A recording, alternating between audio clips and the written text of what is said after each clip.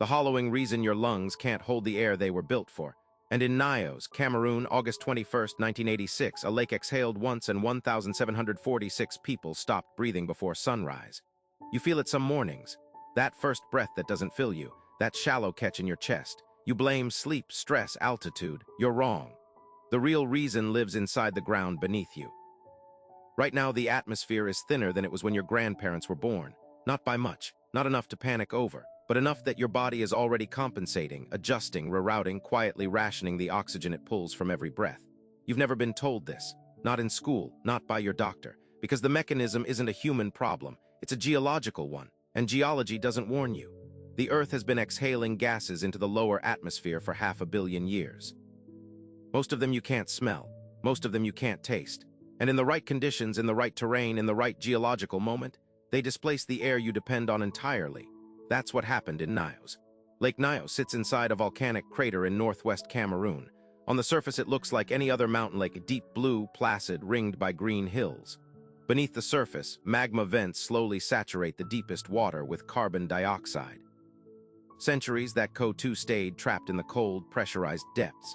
The lake held it like a sealed bottle. Then on August 21, 1986, something triggered a limnic eruption. The lake turned over. The trapped CO2 released in a single catastrophic belch. An estimated 1.2 cubic kilometers of gas shot upward and then rolled outward, hugging the ground, flooding downhill into the valleys where people slept. CO2 is heavier than air. It doesn't rise, it floods.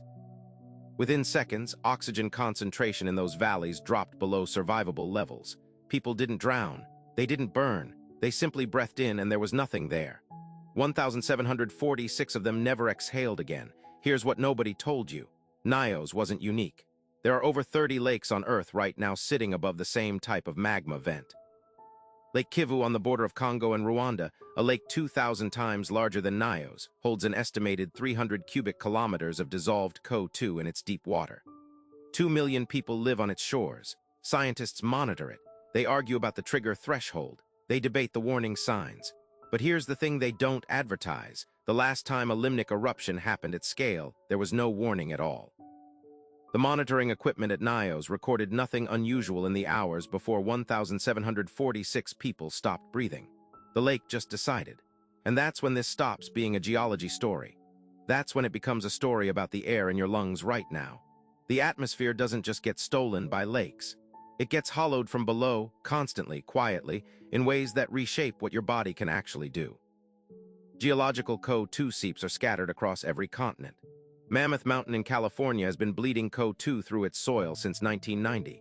Trees on its flanks are dying by the acre. Hikers have lost consciousness in its hollows. Dogs have died in minutes in low-lying pockets where the gas pools at dawn before wind disperses it. The Locher Sea volcano in Germany, classified dormant, sits beneath a lake still bubbling with CO2 today. If it erupts, models estimate breathable air across a radius of kilometers could be depleted within hours. 39 million people live within that radius. But it's not just volcanic. Subsurface methane from decaying permafrost is now reaching the surface faster than at any recorded point in history. As Arctic ground thaws, it releases pockets of gas, sometimes violently, in the craters now appearing across Siberian tundra. The Yamal Peninsula has produced dozens of these explosion craters since 2014, some over 50 meters wide. No ignition, no warning, just a sudden hollow in the earth where solid ground was the day before. That hollow is what the atmosphere becomes when something denser floods in beneath it. Your lungs are designed for a specific mix. They don't adapt. They fail. The air you breathe is not a fixed resource. It's a dynamic layer, constantly pressed, displaced, and rerouted by geological forces that predate human life by hundreds of millions of years. Right now in your city, measurable CO2 concentrations at street level peak in the early morning hours, before wind disperses the overnight accumulation. You breathe that air half asleep before your body has fully calibrated.